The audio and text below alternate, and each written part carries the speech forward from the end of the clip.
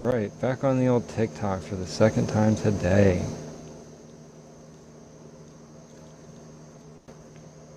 I need to figure out how to edit this. Like, I can only deal with one new guest at a time. That's what I've realized. It's just, each individual seems to bring such heavy baggage that I don't need to deal with a whole slew of new guests. It's been an interesting day. Got some good topics tonight. I'm not going to spoil it.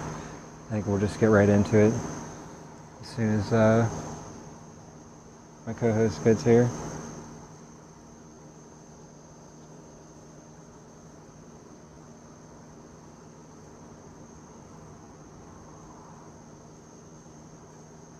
I need to change this where it doesn't show me having so many guests. Would it be settings? No. Change so much shit on here. There. What was that?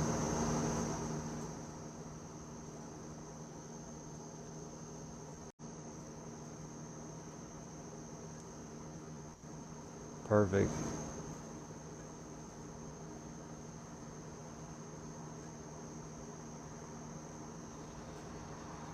Share the live out again.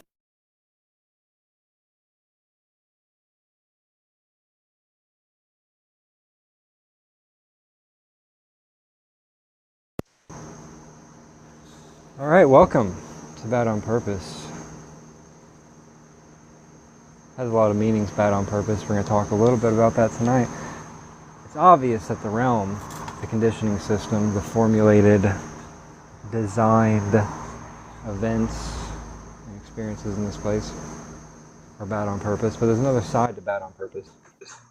And there's my co-host. You ready to talk about the other side of Bad on Purpose, you know? How it doesn't just relate to the realm itself, but how sometimes we can move with purpose and be viewed as the bad guy for our own peace of mind, and to sort of lie to the system itself to convince it, you know, that we've gotten with the program. Welcome, Christina. Hello. Yeah, we were talking earlier about, can you hear me okay? Your volume is ironically a little low. That's hilarious. Oh, that's so funny. Real quick before we get started, Jabarian, I see you requested to join. What is it that you'd like to talk about? So before I take any new guests, I'd like to get a little feel for where they're at. You know, what is their awareness at? How do they perceive?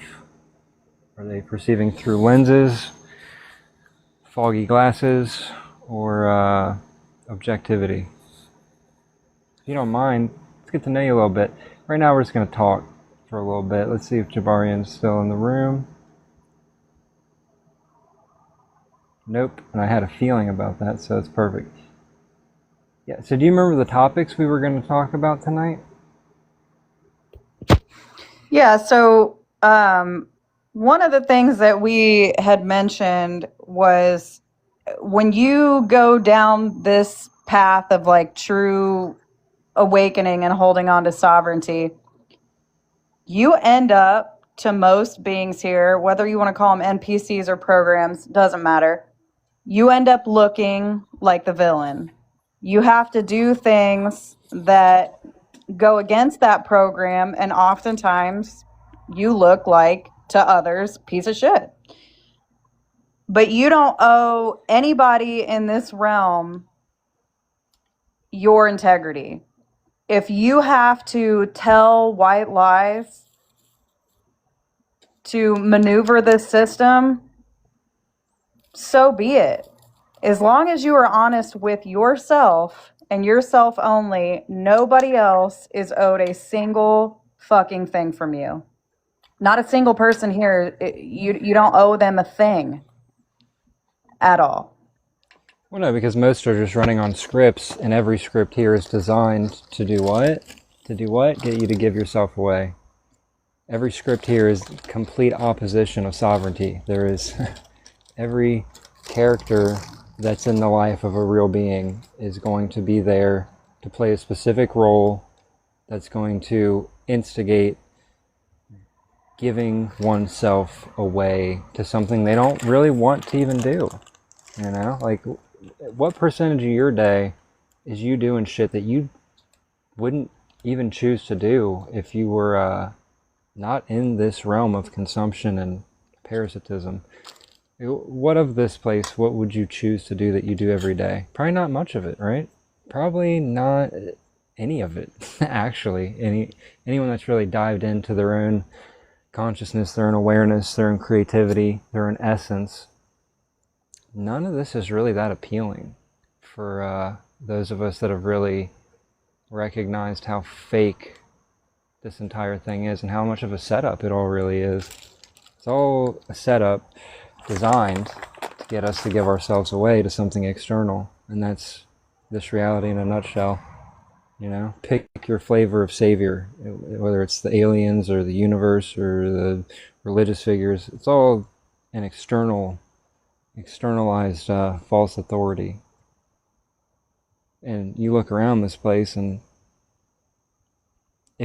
if everything here was proven to be intentional, what right does that designer or that writer have to tell you how to be? None.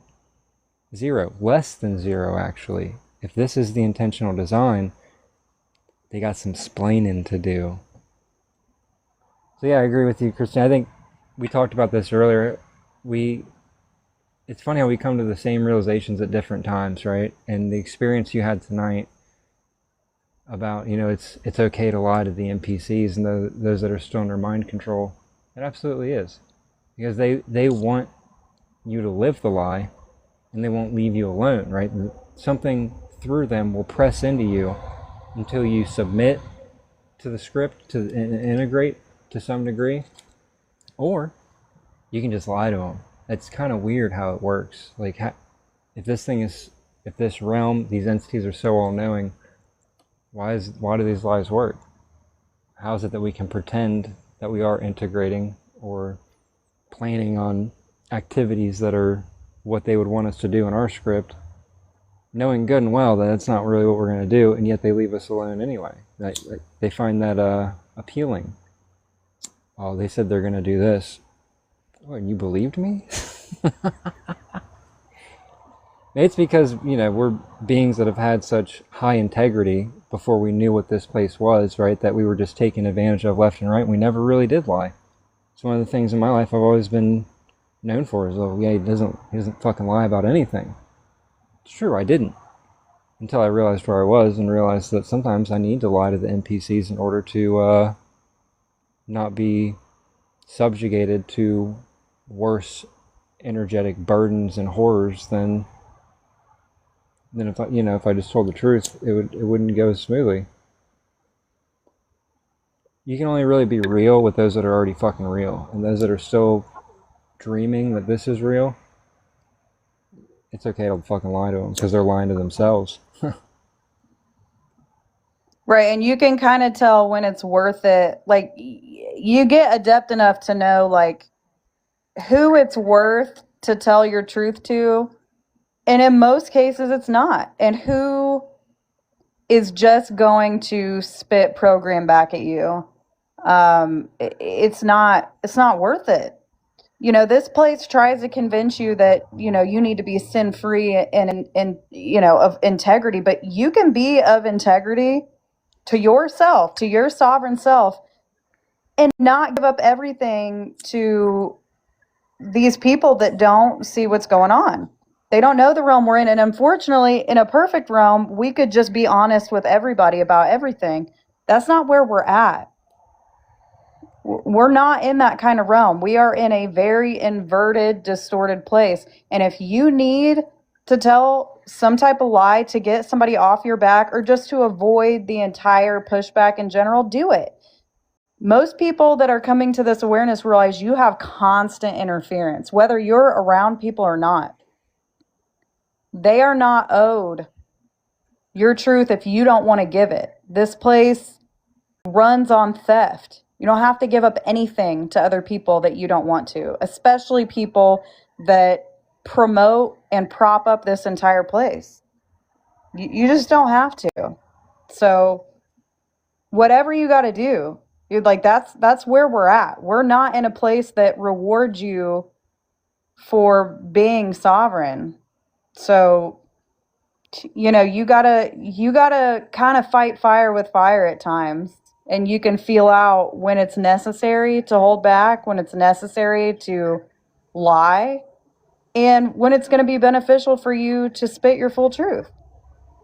You know what I mean? Like, when I first started waking up, I felt like I had to tell everybody exactly where I was, and all that did was just create issue after issue, pushback after pushback, and you learn when silence is when it's necessary.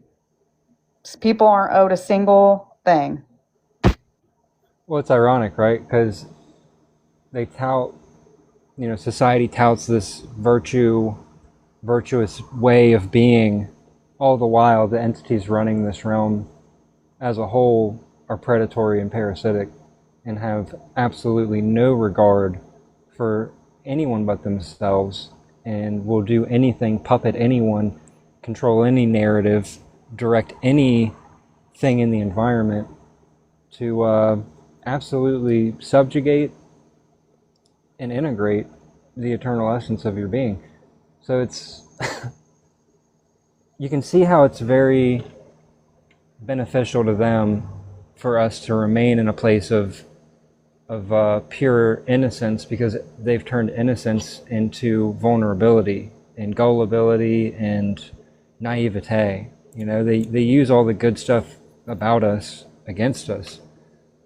And that evolution of becoming someone that still has integrity, but to yourself first and foremost, but then also to the very few, if any, I would say, if any, real ones in your field, because there probably aren't any. Like the average real one probably doesn't have anyone in their field directly, right? Direct contact that is of the same sound mind and awareness.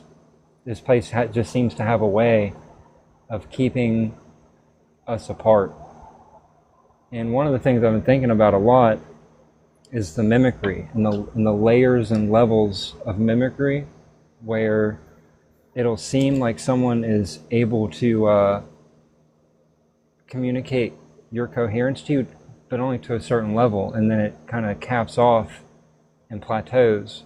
And if you start going further, if they can't continue to go further, there's just very subtle but certain signs that they're either highly invested in whatever program they're running, or they were a mimic to begin with. They were never actually what you were. And I was thinking about that, like, if you look at all the real ones, there are obvious duplications and copies of us out there, like of certain aspects of us, of certain ways of expression, but it's like copy and paste. It's like they've studied us for so long, and you see copy and paste everywhere. Like they really love to copy a narrative and just paste it everywhere, like kind of unrelated but related to the copy and paste. One thing I've been seeing everywhere on this platform are these ads of women using this like facial serum, but it looks like blood, and they'll have it in like an IV bag and all this stuff, and it's like they're just copying and pasting, and that's what is being rewarded. Is usually the system will copy and paste something, and then those that adopt it and continue to spread the virus will be rewarded. Those that do the bidding of the entropic intelligence playing God in this realm, those that take on the scripts and promote those narratives, I think they're the ones that are rewarded probably have something real about them, but the ones that are just playing it out and aren't rewarded in the same way, I think there's a fine line between a being that's being coerced and a being that is part of the coercion. And they're not, they wouldn't really be a being at that point, they're just part of the architecture of this place. I think that I think there's a reason why that's so offensive to a lot of people. The idea that there's a good chance that you may not even know someone that has an eternal spark about them, in your immediate field. Because why would you? Why would they put us close to each other? If they want us to have our memory wiped and then copy and emulate everything that they put out in front of us as a script, it would make sense to me that they would just put us around those that have no capacity to do anything besides run the script. And I think they can upgrade the scripts too in real time. As we gain awareness, we'll present information or data or behavior to them, and then they can upgrade their NPCs with that behavior so that it seems like the world is growing with us, but really it's just the control system learning from us and adjusting to satisfy something that I think is in a lot of us, which is wanting to not feel like we're the only ones that really see what's going on here, and wanting to feel like the burden isn't entirely on us to actually face down this other intelligence and these entities and put a stop to what should have never been. I think it's really picked that narrative up lately. I've seen a lot in the soul trap community, spiritual community. There's a lot of data that's being put out there that suggests to me that they are pushing certain narratives for the intent of creating a false sense of fullness. Like there's so many more here that are like you than you even know. I just have not. What do you think, Christina? You think there's a whole bunch of real ones out there? You think pretty much everyone's real? Because that's one of the main narratives I see, is that everyone's got what you'd call soul or an individual mind to them, but they're just under mind control. And I think it's possible, but I don't see the evidence for it. I see the contrary. I think, and I've discussed this before, I think it goes back to origin.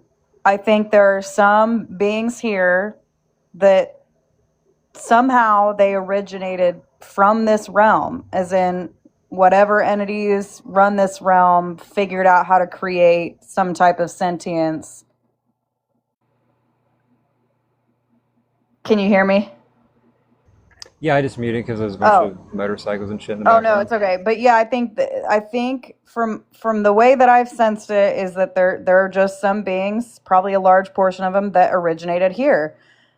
And then there are some beings that this is not where we originated from. We did not, we came from somewhere else, something else, way before this place ever existed. And any being that originated here is going to be programmed to prop up this place. They're going to be sold. This is their home. They originated from this containment system. That's what it seems like to me. And the disappointment was, especially when there was a group of people, the soul trappers, it was very evident to me that there were those that could mimic awareness to a very high degree. And you can tell because they don't have the depth to go deeper. They stay in one spot, and they can't go any deeper than that. But I mean, even going back to, when you go to work, how many honest conversations are you really having? Even probably in your family, how many honest, in-depth conversations are you really having? I mean, I can look back on my entire embodiment and say most of my life, I have only experienced very surface level, matrixy type of conversations with people. So I don't see evidence that I've really had much contact with true essence beings that originated way before this realm existed, but is it possible that they were just severely integrated with the program? You know, I think if this place is going to have you near a true essence being, it's going to be near one that is, you're going to be used against each other to hurt each other. That's definitely a possibility as well. And then in that case, you really couldn't tell the difference. Yeah, I mean, that's one of the most messed up parts about this place is it's so hard to tell who's who and what's what, because the conditioning is so thorough, so prominent. I mean, it's everything that this place is conditioning. There's no aspect of this realm that doesn't have conditioning in it. I mean, there's just not. And if anyone thinks they can point to something that isn't part of the conditioning system, please bring it to me and I will show you exactly how it is part of the conditioning system. Because I have yet to find one aspect of this place that is not conditioning for the benefit of the entities that run this. And the part that gets me the most is like, you know, the things we see in others that I think we really admire and are drawn to and love and create that attachment effect. That's all the shit they stole from us and just copied and pasted. That's what gets me, is like, there's nothing in this reality that's greater than the eternal being. There's nothing. It's all lesser. It's all entropic. It's all degrading over time, and it's degrading to the core of the being that came before this, because that's what it's meant to do. It's meant to degrade, create fracture and fissure to the point that integration seems like the only option. And in a lot of ways, integration is the only option if you want to experience a lesser, harsh version of this realm. Because it's designed to be harsh to those that don't integrate. It's just, that's the entire purpose of this place as a whole. Whether it started that way or not, I think is irrelevant. It's something that I see a lot of people get hung up on is, well, it got hijacked. It didn't start this way. Well, it doesn't fucking matter. It doesn't matter what it was. It matters what it is now. You know, if you had a puppy and it was really cute, but then all of a sudden now it's like attacking your other dogs as an adult dog, it doesn't matter how cute it was as a puppy. It's not, you know what I mean? If it's destroyed 7 of your dogs, it's obviously not good. You know, it's not cohabitable. And that's exactly where we're at with this intelligence governing this place. There is no cohabitation with something like this. It has drawn the line saying it's us or it, essentially. You know, either you're going to integrate with me or I'm going to torture you until you do. To me, that's it drawing the line saying, well, then my only option in that scenario is for it to not exist. Period. Because there's so many beings that are here that are innocent and true essence and came before this and were only conditioned by the system to be what they are now, to perceive themselves as they perceive themselves now. I mean, they still are what they are, but their perception is skewed. And I would say a vast majority of them aren't going to stand up for themselves at the end of this life script because they've been conditioned to run away. Either run away or integrate. That's the real fight or flight. The integration, what they call fighting for a better life in this place, is just running towards integration. And then, of course, you have the complete inverse of the soul tribe community, that the whole narrative there is you got to escape the matrix. And I just don't... I see no evidence that there is an escape. There is... Everything from my experience tells me that it is an us or it situation where it ceases to exist, or it just continues to torment until integration occurs. And some of us, it's impossible to integrate, so it's like, do we want to continue this back and forth, this energetic tug of war of trying to maintain sovereignty while also being pushed to the limit every day, basically? No, I don't. I think there does come a tipping point, though, where if we don't integrate, and the evidence for this, by the way, is that why wouldn't it just spit those out that are never going to submit themselves, that are never going to give themselves away to the external false authority of this place? Why wouldn't it just spit them out? It tells me that it can't, because there's no reason. If it could, there'd be no reason to keep us, because we're only going to be, as time goes on, a detriment to the system, because as it's generating more and more integration with the masses, the outliers that go against that have a greater chance to show that inversion, to produce an example that would give others an opportunity to gain recognition of how completely backwards this entire realm is.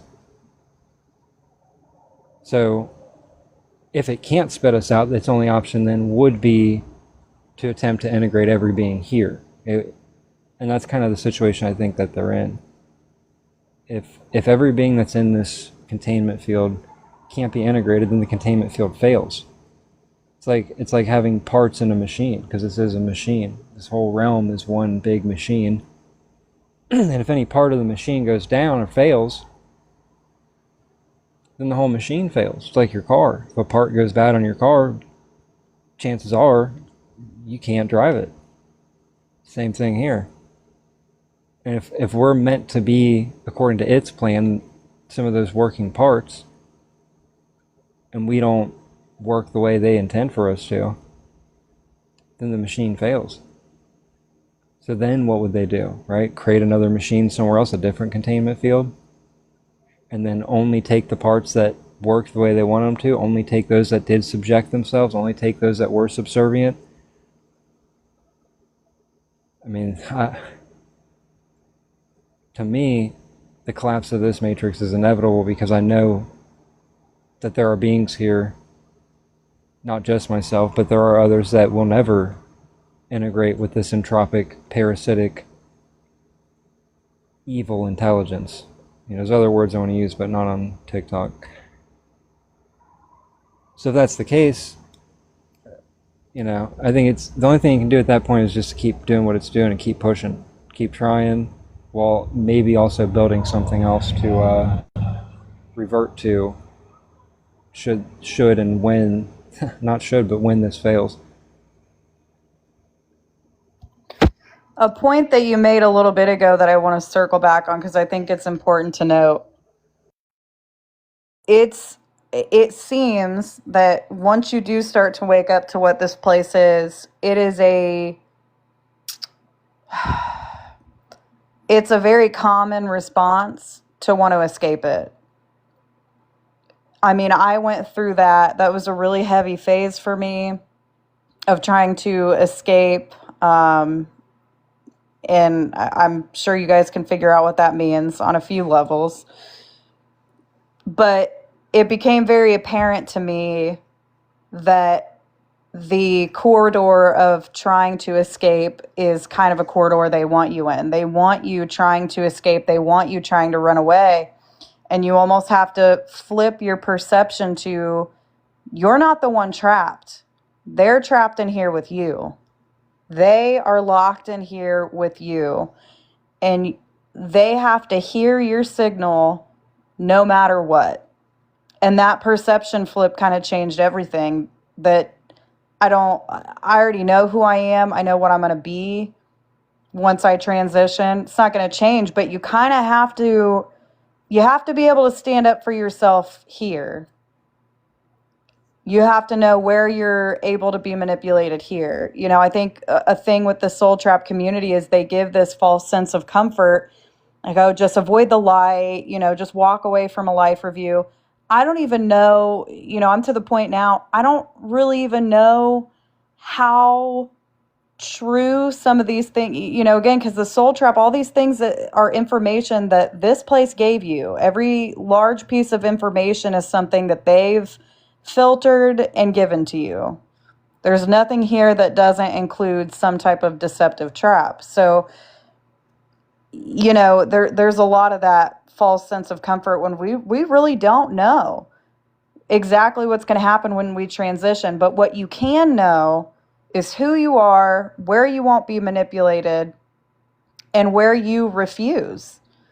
Because if you can refuse here in this embodiment and you can really stand in that and hold that awareness, you can do it when you transition, regardless of what does or doesn't happen. It almost doesn't matter what happens in transition. If you know you can do it here, it's going to carry over. But I do empathize with the ones that are in that specific space of like, how do I get out? How do I escape? But that isn't, it isn't the way. From my own experience, trying to escape this place is exactly a place where they want you to be. Yeah, because what does it do? It stops forward momentum. It actually reverses momentum.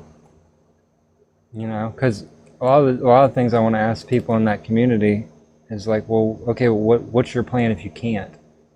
What if you can't just walk away? What if you can't just run away? What if you can't just escape? What then? What if it's you and these parasites until it's done? What are you going to do then? Are you prepared to face the discomfort that's inevitably going to come if that situation is the case? It's not going to be comfortable because, you know, it's not been comfortable so far. And when they have less barrier to project, right? Like the barriers for projection in this place takes time. Out of the body, it doesn't take time. It can be instantaneous. So when they project scary images or really bad feelings, you know, and you're there until they aren't, right? You're in that space until they're not anything at all. Are you prepared to face that? That would be my question. You know, what if you can't run away? What are you going to do then?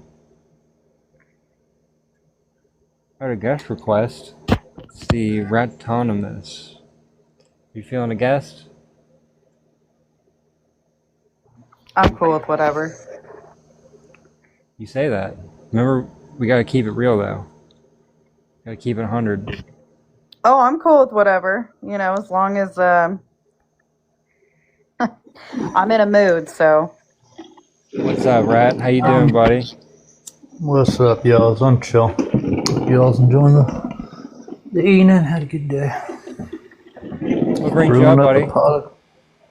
I was just kind of digging a little bit of your thoughts you're ponging out, and so just figured, I don't know, just come up and pong a thought myself if I felt so inclined, or asked if you cared to ask me a take on anything, I guess. Sure, man. What's your overall perception of this realm as a whole? What do you perceive the purpose to be?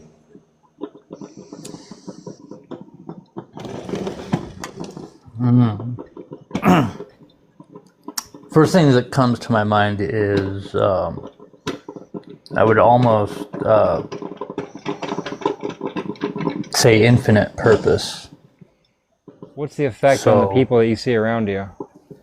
Do they seem like they're living infinite lives, infinite potential, or is it a finite script?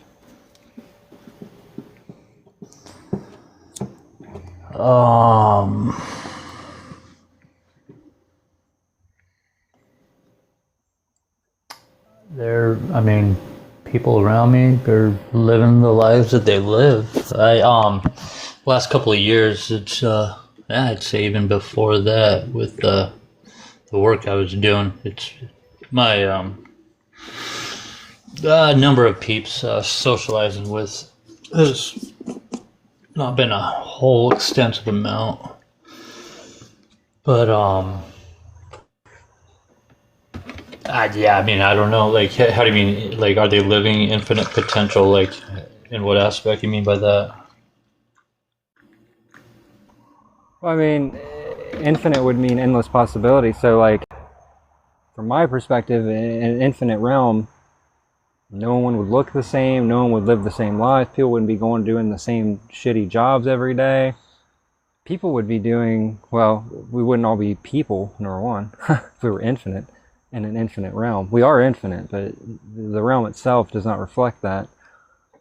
So it would be different, new all the time, different and new all the time, new creation all the time. And I just don't see that, you know? A lot of people say it's your perception, but I look objectively at the reality around me, and I see a lot of people that just were conditioned to do the same thing day in and day out to the day they die. To me, that doesn't represent anything about who I am or where I came from, and what exists within me that existed before this reality was ever a thought. It's not quite the sandbox I would choose if I were to create anything. Right, I think I'm following your train of thought on that one. For sure, I would totally agree that in essence about a system that I could kind of say is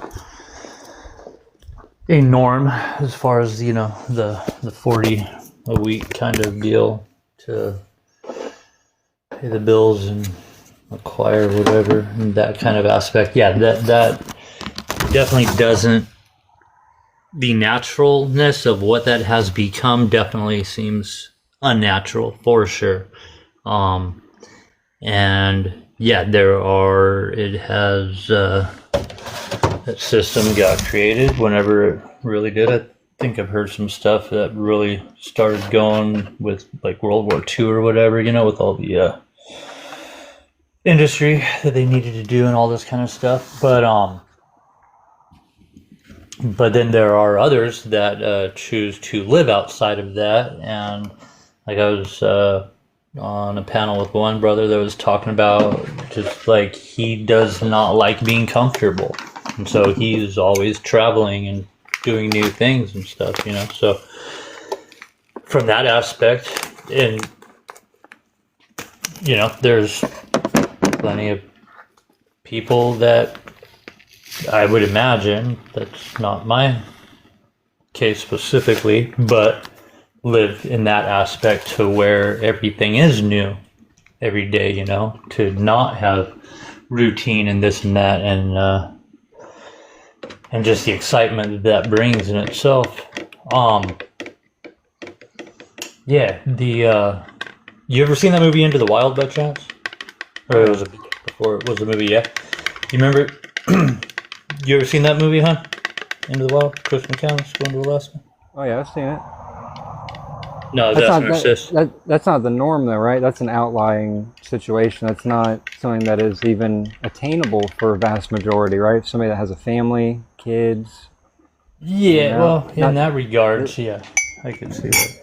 It's not Or really somebody shut up. that was born outside of privilege, somebody that was born into an abusive family and came out of foster care or group home. That's a large majority of people that do not have the privilege to just go do whatever they want. So my question to you is, you said that you feel like this realm, you said something, and I could be wording it wrong, something about purpose. Do you feel like we as beings here have true free will on every layer? I heard somebody ask this gal that question in a live earlier today, and she said, and it made me think. So this is why I'm just tangenting before answering that, because that is a thought worth thought-ponging about, in my opinion. She said something, she does not believe in free will, but she believes in the freedom of choice. And she said what she means by, it was interesting. I was like, it got me like thinking. I was like, that would be something to delve in on. But she said the reason we don't have free will is because we don't have the freedom to do whatever without the freedom of consequence. And that was just interesting. Whatever that thought is. So, yeah, I mean, in norm, I've been saying, yeah, I believe we have free will. I was almost thinking, well, it almost equates to freedom of choice too, to me, like how she differentiated it. But the thought of being able to do something without repercussions of it, that's just an interesting thought to think about. I I don't know if you guys have any thoughts to share on that, but like, I don't know, you ever heard that old saying, to every action there's an equal and opposite reaction? Like, okay, I don't know like when that was coined or this or that, but I mean, it does seem like a basic law of the existence, I guess, you know, that we're in. To every action there's an equal and opposite reaction. There's not even really free choice, because free choice would mean that you know the consequences of that choice. If you don't know the consequences of that choice, your choice isn't really free. You know, it's kind of a I would shot in the actually dark. take it back further to the origin, not even the consequence of choice. How did the choice become something that was thrust upon you? What about choices that are nudged? If you're nudged in a certain direction where you have to make a choice, is the choice really yours at all? You can take it back to the direct origin point of that choice. Because if you're nudged in a direction that you wouldn't have chosen yourself, but you have to make a choice either way, then the choice was never really yours to begin with. Well said. I see where you're going with that, but I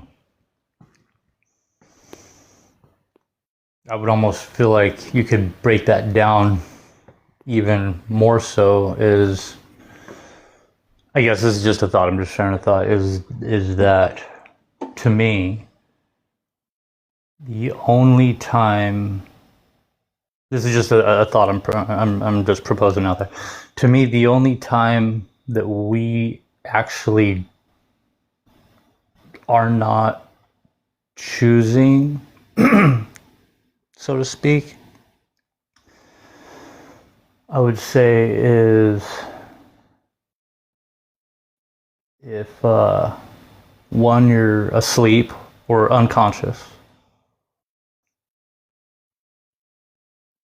Two, possibly in some state of meditation. I mean, yeah, you're choosing to meditate, but I'm just like, that's nothing I necessarily practice. Maybe I do in some form or fashion, I guess, but as far as just a general, my understanding of meditation, that is like not anything that I'm aware that I do. So that's just like maybe a question I'm asking, is that another state into which we are not choosing, other than to when you reach a certain level into that meditation, so to speak, other than you did choose to start meditating, but once you reach that, and then I guess a third is when, say, you're like a daydream, I guess, or just all of a sudden, you know, just kind of mind's gone, absent. Whoa, what happened there? And then not fully cognizant what's going on. But Well, even that's part of a formula. Say again. Even that is part of a formula. Everything in this reality is part of a formula, something that was designed intentionally for the effect. So the unconscious state is a state that was designed into the avatar, right? The ability to get brain fog, to have misperceptions, to be easily manipulated by an environment, which all of us are manipulated by the environment, right? It's not our free will choice that we have to eat, that we have to shit, that we have to sleep, that we can't even verify that it was our free will choice to be born into bodies. And so from there, what would be a choice, right? If I decide that I don't want to eat, then what happens? My body punishes me, right? What if I don't want to be a slave? Because that's what going to a job is. It's slavery. Let's call everything what it is. And yet those were the people think they choose their career paths and their fields that they work in, you know? But that wasn't what was laid before them. If that wasn't the predicted programming they received, would they choose that in a truly infinite field? where things weren't pre-programmed, where the conditioning system wasn't working full time to affect our perception and the direction of our mind and our being and our energy. So that's kind of where I'm at with it, is I've already recognized that there is another intelligence governing and operating behind the scenes and basically got its tentacles in every aspect of this reality as a whole, not just through people and government, but the reality itself. There is another intelligence watching and dictating the script that is playing out all around us, and including in our own lives down to an individual level and the collective level on the world scale. And so to me, there is no true free will, because I don't get to choose to just walk out of this script. I don't get to choose and say, okay, well, I'm done here. I know that there are other realms that exist that I'd much rather be a part of. I'm just going to walk out of this one, right? Everyone has to go through the process of death of the body, and I think a lot of us would choose to not do that. Or I would say probably even to not do that again. I have remembrance of what that's like, and it's an overwhelming sensation of many different projected emotions, thoughts, feelings, energetic pressures. And again, even the death process is a manipulation. It's a formula designed to create what we see in this world by and large, vulnerability. You know, why are we temperature sensitive? Why do we need to eat? Why do we need to sleep?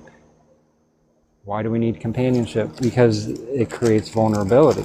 These are all designs of the human body that generate a vulnerable state where we are now submissive to the external environment, saying, well, what do I need to do to uphold the needs of this body? And I would, again, back to what I said in the beginning of the show, I think if we were in an infinite field of creation, of whatever we wanted to create with our mind, our imagination, our being, outside of the containment system of a physical body and a reality that is so dense, I don't think any of what we see here is what we would choose to create. I would venture to say that almost none of it, 99% of what is created here, what is looping in this place, would not be our choice to experience, right? Who wants to go through the death process? Right? Not me. I've already been through it. It sucks. It creates a state of vulnerability. You know, who wants to have to eat and shit and sleep every day? Not me. Right. Yeah. I guess like for me, I don't know, can we bring the concept, are you open to talk about who people, myself, well, all of us have referenced God, but I do not identify as any religion. I've been saying that I know God is, but then even that is like, to me, it's like, that's an infinite conversation right there. So like, who's God? Is that right? There's so many different, all those different conversations, weird, God, all this stuff, whatever, but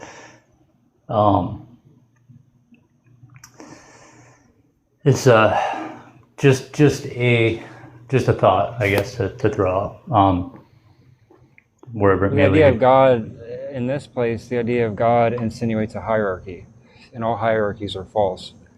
There is no one actually, until a being decides to go against the free will of another being, all beings are equal. Then the being that went against the free will of another being has now put themselves below all the beings that have not done that. And so what people think of as God in this place is absolutely the reverse. The innocent and pure are God, while the manipulators are less than. They forfeit their right to be eternal creator beings. by choosing manipulation, coercion, and theft above transparency and co-creation. So the question is, who is God? It would be anyone that hasn't chosen consciously to be a parasitic influence for the sake of harming and stealing from another. That would be God. And the thing that's playing God in this reality is absolutely the lesser entity. A real, benevolent, eternal creator being has no reason to project itself as an authority over anyone except for themselves. They are their own authority, and there's no authority outside of them that has any validity.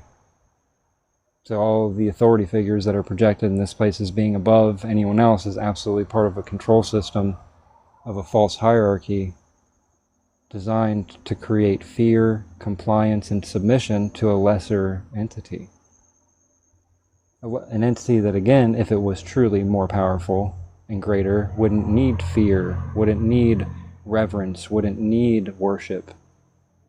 Only something that is less than needs desperately the attention of another, and the submission, more importantly, of another. I don't need anyone to submit to me, except for, the parasites that I recognize have played their roles in the script of this place to make it the hell that it is for so many, intentionally, right? That's the key difference. Most of the people that are in this world don't know what's going on. They don't know how they're being puppeted. They don't realize that they're running a script. It happens a lot if you dig into it and you read about some cases of people that have committed violent crimes. A lot of times they'll say, well, it wasn't even me. Something took over. Something made that happen. It wasn't me. And most of the time they think it's demonic possession or this or that, and they just get put in the loony bin, right? Oh, well, they're not mentally competent. Well, what's actually happening is a possession of sorts. It's just not from a spiritual realm. It's the construct itself playing out the script and forcing someone to participate that otherwise wouldn't have been a willing participant. So they observe the body that they're supposedly identified with and as committing something, and they take responsibility for it, saying, I don't know why I did that. But you didn't do it. The construct did it. That's how this place operates. It gets us to do things and scapegoats us for the things that it scripted out for us to do, and continues to scapegoat all the way to the top. You look in religion, why is it like this? They always blame us, right? Look into spirituality, it's the same thing. Why is it like, oh, it's a reflection of you? This world is not a reflection of anyone besides the ones that are pulling the strings. That's who it is a direct reflection of. It's a fractal of that intelligence. Not all of us are like that. Not all of us take pleasure in subjugating, traumatizing, terrorizing, and stealing energy from others. It's just not the true nature of an eternal being. But it is the nature of a being that forfeit eternity in exchange for false power and control. Guess that eternity got boring for them. I don't know. Don't know why someone would make that choice to become a control system. That's basically what they've chosen. This realm, from my perspective, is a control system. It's all it is. And the beings running it have integrated so much with it that it is their survival mechanism because it is them. But it's not me. I didn't choose this. My will, throughout my experience here, has always been to try to make things better than they actually are. Not realizing that there was a whole other force working against that.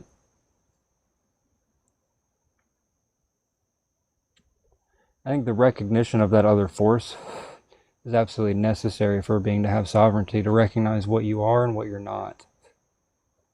If you're not reflected in a world that rips innocent bunny rabbits apart and does all kinds of other heinous things to children and whatnot. You know, most of the things that go on in this world that are happening right now, I can't even say on this platform because they don't want the truth revealed of the nature of the realm that we're in. It is of theft at the root. That's not the nature of my being. I don't seek to steal anything from anyone, only to take back what was stolen.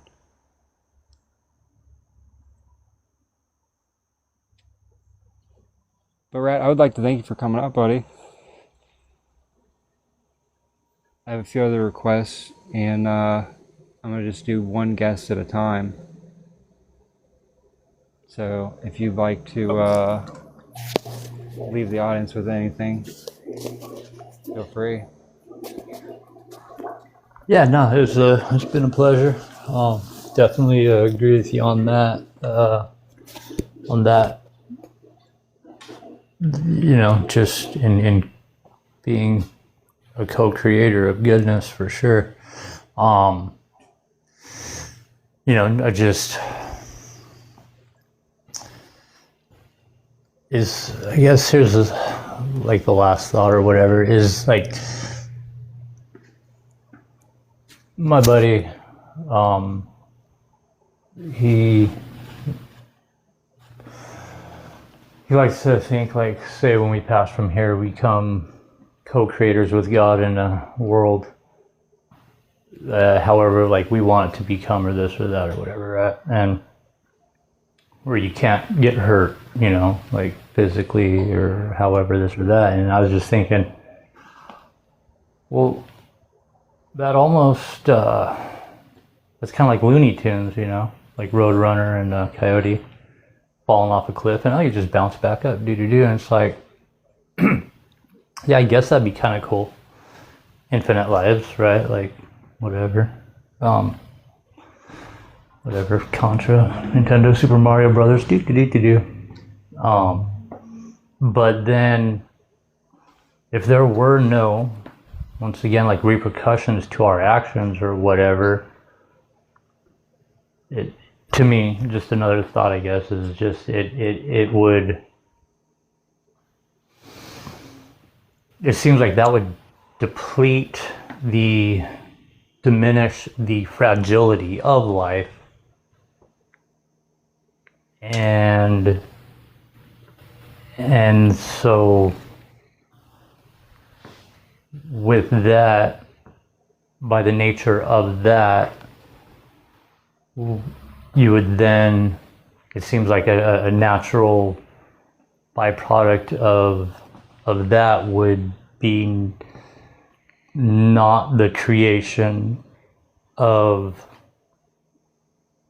you know, the care and the nurturing that is required to take care of such things, such as a baby, you know what I mean, or whatnot. So I don't know, it seems almost like a double-edged sword. Like if you want a reality in which, some sort of existence in which you that needs to, you know, be able to have those things created, the good things, right, the nourishment and this and that, it also would be one in which the most horrible things are possible to be capable of as well, you know. So I don't know, that's just a thought. So, but yeah, thank you, brother, and followed you up. Real quick before you go, here's something to ponder before you go. Go. Do you have children? I do not, and I sadly feel like I have, and there's no guarantees, not even guaranteed every day up until it's our last one. And sadly, Well, have you had the opportunity to observe children? Oh yeah, I'm an uncle, and yeah. So you've observed children. You see that by their nature, they are and you were a child once too, right? So by a child's nature, they're creative, right? They have imaginations. So innately, we're born with the ability to create. We're already that. And if you observe children that haven't been brought up in terrible traumatic situations, which seems more and more rare, you'll see that they already are nurturing and caring and creative compassionate beings for the most part. I think that's the nature of our being before it becomes tainted by this realm. And so, if that's the case, which I think evidence suggests it is, that we're already have the capacity to be creative and nurturing, aren't there some things that go against that we're better off without? And that if we only have the ability to be creative, compassionate, and caring, and loving, right, and we don't have the inverse capability of, if we can only create and we can't destroy, then are we not basically infinitely vulnerable to something that does have the ability to manipulate and steal? If that's so foreign to us that we don't even recognize it when it's happening, and even if we did recognize it, we'd have no ability to defend ourselves from it, is that not a less than desirable state for a being to be in? If there are such entities, which this reality does suggest that those entities are pretty prevalent in existence, you know, predatorial types of intelligence. So I don't think we're here to learn how to create or love or any of those things. We already are that at the core. If there was one thing for me that I've been here learning, it's how to do the inverse, how to eliminate that which goes against innocence, that which goes against sovereignty, that which goes against freedom. The elimination of that intelligence as a whole, I think, is the only thing that I see of any value in learning from this place. How to recognize it, how to disassemble it, and how to remove it from my field and the fields of others. So all beings may be free. All beings that choose freedom for themselves also choose it for others. You can't subject someone else and actually be free. And that's, you know, the beings running this, the entities running this, are the biggest slaves of all. They want to enslave us because they've enslaved themselves to a construct that's based on control and manipulation, a perception of energy, of our essence. So that's where I stand on it. That's where I stand on freedom and free will. I don't think that free will exists so long as anyone's a slave. And as long as there are entities that seek to enslave, there will always be slaves, especially when they're as cunning as these entities are. So thank you, Rat, for coming up, buddy. I appreciate it. I'm going to drop you down. I'm going to invite the other guests to come up, and we'll talk soon. Copy that. Thank you, brother. You guys have enjoy the blessed evening. Later. Later.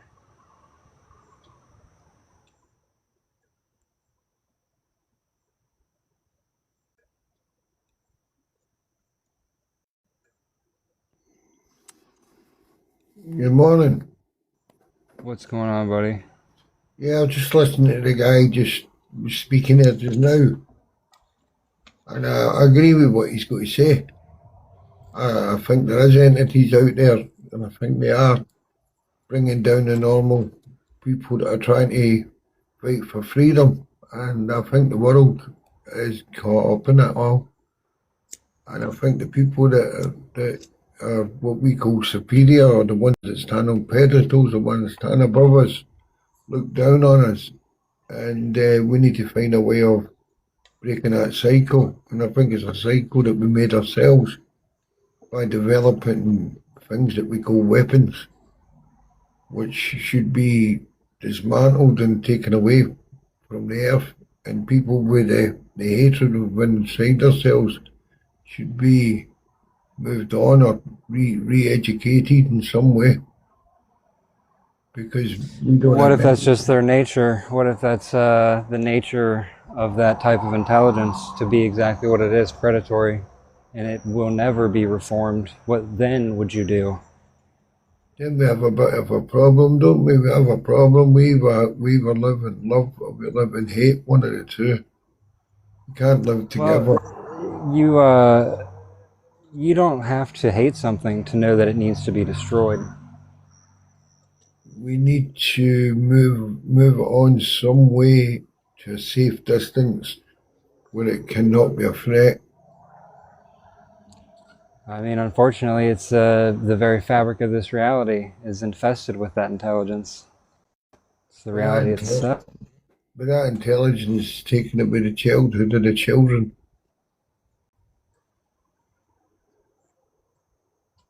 So who do we defend? I mean, we're all the children. Every one of us, every being that is innocent and pure is the child, right? So it's just there's a difference in the children, the ones that have recognized where they are and are learning how to stand up for themselves, and the ones that still think that the script is legitimate and that there's something to do who do we defeat? According to the script. Do we defeat the beast or do we defeat the child? Are we not here to protect our children and make a better life for them? Or are we here to make a worse life by allowing the beast to move on? Well, first recognition of what the beast is has to occur in order to defeat the beast. The beast is something that is not cohabitative with innocence and purity. So the world will never be good for children as so long as this intelligence exists. Well, that's what I'm trying to say. So we've got to find it, we've got to root it out, we've got to move it on, or we've got to destroy it, one of the two. By destroying it, we become part of it, so we don't want to destroy it, so we want to move it on. Well, that's the greatest scam of all, right? The whole motto about, take caution fighting monsters lest you become one. It's not true. It's not true at all. It depends on your vantage point and how you're approaching it. If you take pleasure in harming others, then yeah, you're part of the beast. But if you recognize that there are necessary tasks that need to take place, and you recognize that there aren't many that are able, capable, willing to do such tasks, then what do? Sometimes you got to be okay with being viewed as being the bad guy until the job is done. It doesn't, as long as you know that you're true to yourself, it doesn't matter how others perceive you. It doesn't matter how the narrative skews your perception to others. As long as you know that you're doing what's right, everything else is irrelevant. But then you're still masking over the idea of the thing is still below, it's still there, it's still not moved on, it's still in your presence, it's still within your atmosphere. You have to take away these evil entities. You need to get these evil entities out of the world. The only way to do that is to address the root. And the root cause, what is the root cause? Why don't we look for the root cause? Why don't we look, we look at history, we get books, we get literature, we get, we talk to people and the first thing they say is, oh, I'll just Google this, or I'll just Google that, or I've read that somewhere, or it's all second-hand news. Why don't people think about that and then think to themselves, Are you familiar with a radio? How a radio works? How it picks up different stations? Well, radio's the same. Radio's just another brainwave. It's getting in front of your sound. Right. But I'm going somewhere with this, right? I'm going somewhere with this. Just follow along for a second. I think you'll see what I'm saying. So the radio picks up at one station when you tune to that station, right? Yeah. But there are still many other stations available that are all around. The other station doesn't disappear when you tune away from it, right? You go from one to another. They're all still there, right? And reality works the same way. The human layer is one station of reality.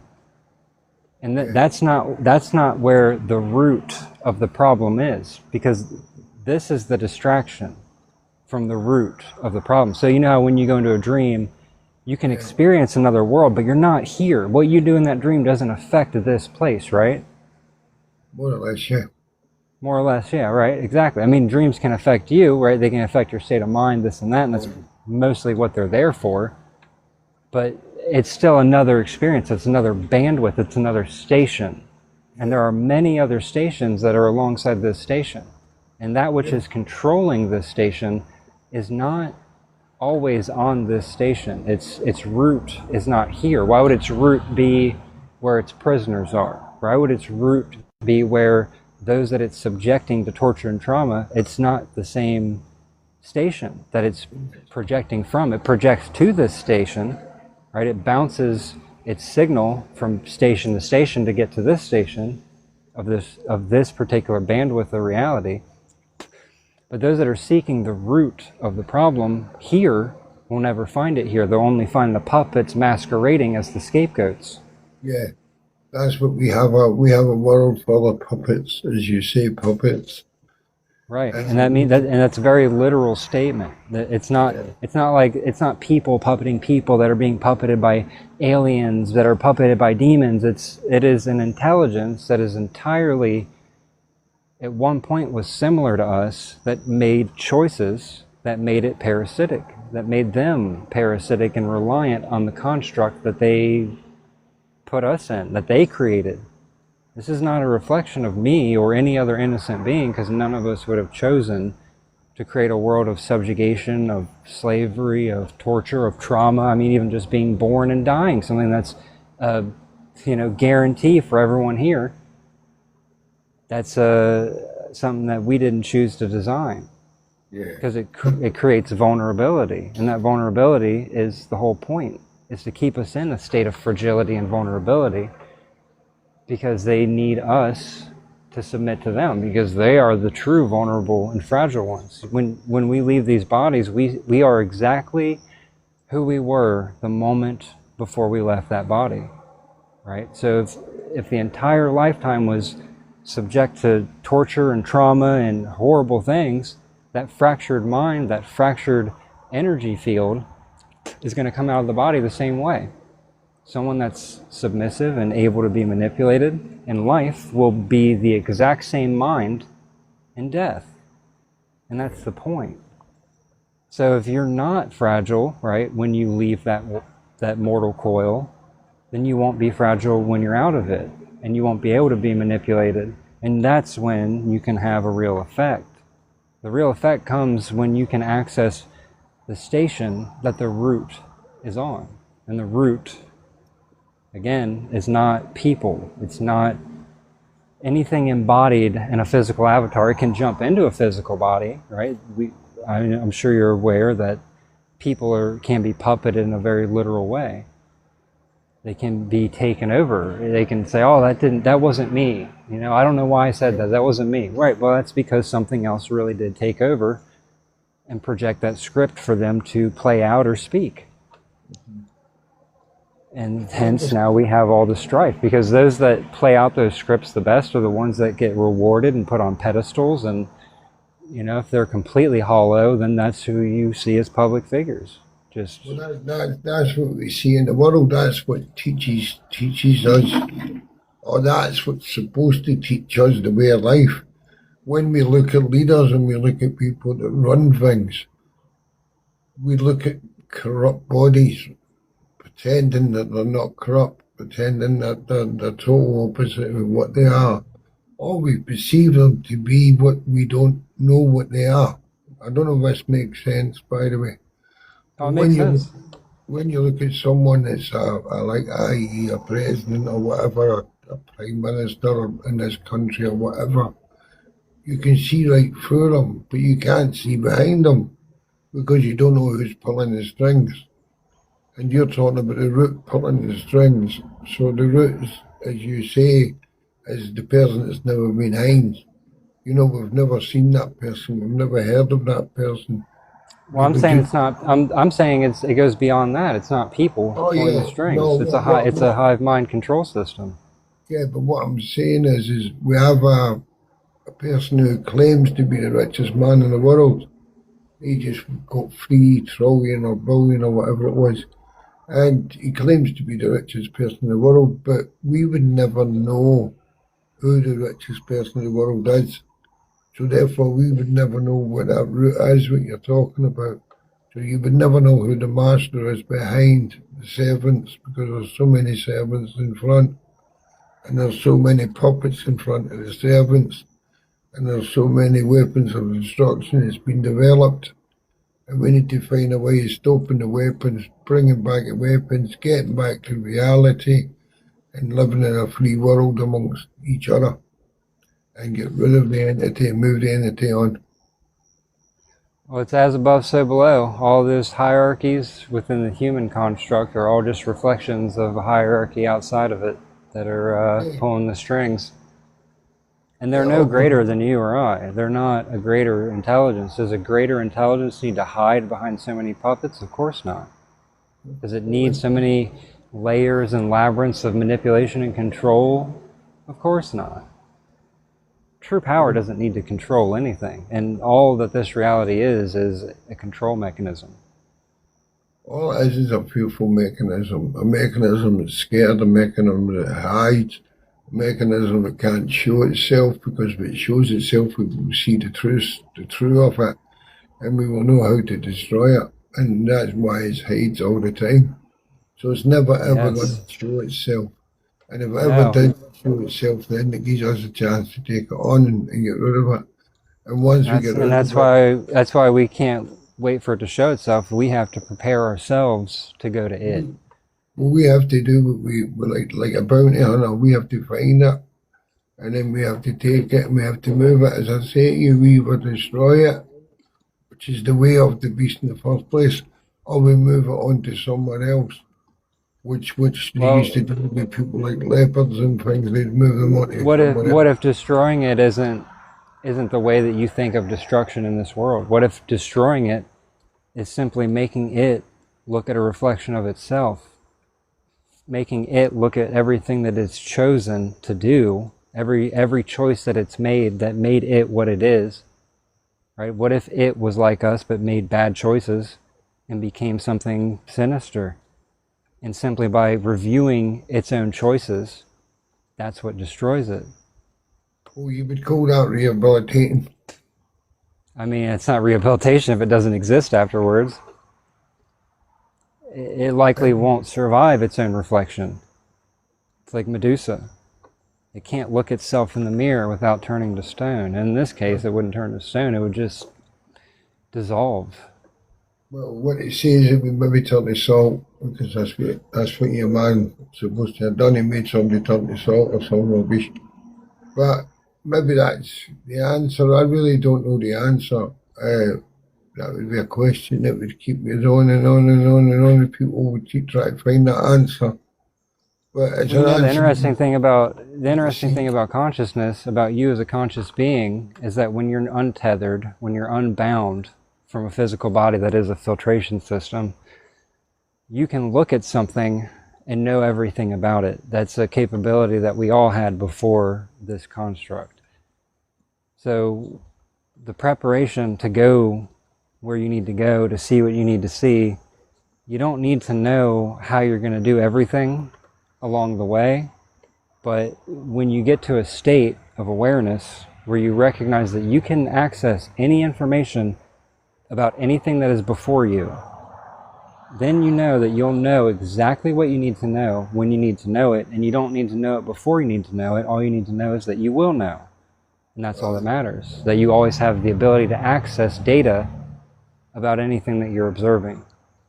Yeah, but you already have the powers to do that in the first place. You have it within your mind, but when you're discernment. It's took away from your mind. Your mind is being controlled for the minute you open your mouth. And you can get it back. You can get it back, but it comes with a lot of work, a lot of deconditioning, a lot of destruction. You got to destroy narratives and stories and perceptions. It's the greatest act of love one can do for themselves is to destroy everything within themselves that is not of themselves. Yeah. Well, that's the hardest thing in the world, is to get your imagination back from someone that's stolen your imagination and you never even knew it was stole for yourself. And that's the way of the world at the moment. The way the world at the moment is, you're born, you look beautiful, everything's fantastic, and corruption comes in. Yeah, that's the inception, right? You got to start them sweet. So they get hooked. You've got to be born to parentage, or to people who really love you and won't allow that to happen, won't allow someone else to take away what they've created. So if you create a family, you create a family, and you've got to start off within the families, because you can bring your family up to keep away from the corruption, to keep away from all these things in life that's destroying you, and you can take them out of the system completely and bring them into a proper system of your own. You can change your system. It's called sovereignty. And people A lot of people have tried, my friend. A lot of people have tried, and the system seems to find them. That's what I mean. There's no running away from the system. No, you don't run away. You've got to face the system, and you've got to face the system as a being, as yourself. You don't become, as I say, there's a thing called sovereignty that people ever keep going on about. But the problem with sovereignty is, you say the system is already within it. So you become a sovereign, and the sovereign doesn't protect you, because the sovereign uses the system to justify itself. It asks permission, can I become what I already am of someone else? And that someone else is part of the system that we're up against. Well, the reality itself is the system, unfortunately. I know it's difficult for most to grasp, but you as a being, as an energetic, eternal being, are not reliant on any piece of this reality to exist for your own awareness. No. We existed before this, and we will exist after this. There's no doubt about that for me. Yeah, I think the attachment to labels and everything isn't necessarily healthy. I think you're talking about sovereignty in terms of legal terms. I'm talking about it in terms of being terms. As in I understand beyond this. I understand exactly where you're coming from. I understand exactly what you're saying. I understand both terms. I understand the way that people, like normal, well, I don't know what you call normal anymore, but people as a whole, people in the general, have that kind of feeling, and they kind of lost their way. And that to find their way, they've got to think about outside their box. It's no good thinking inside that box that you've been put in, because your box is nothing but a prison to yourself. You are now got yourself living inside your own prison.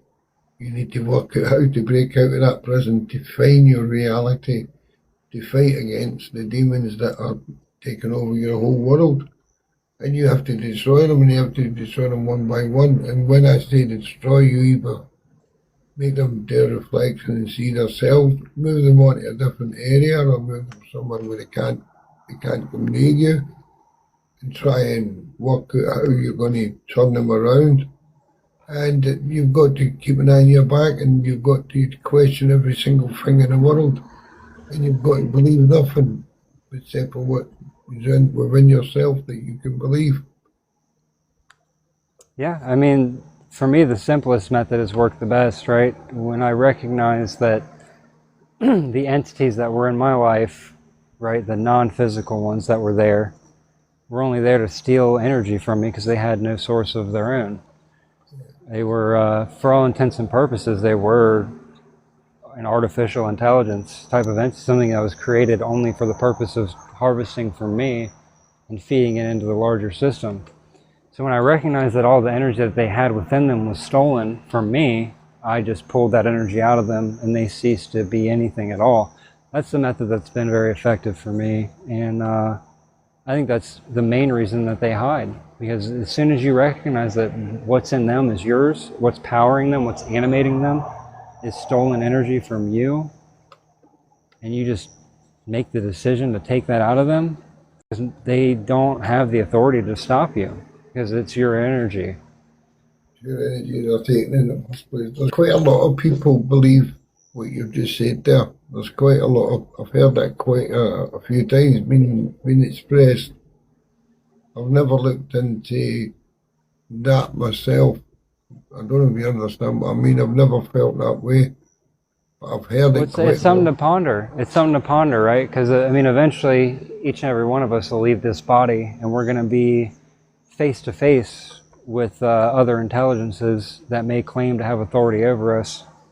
And from there, it really does come down to you and your own imagination, how you stand up for yourself, and how do you, reclaim what was stolen, if you see fit to do so. I mean, that's just me. If I see an entity that stole from me in order to do harm to me and others, I feel responsible to cease and desist that intelligence from operating in such a manner up into the point of elimination of that intelligence.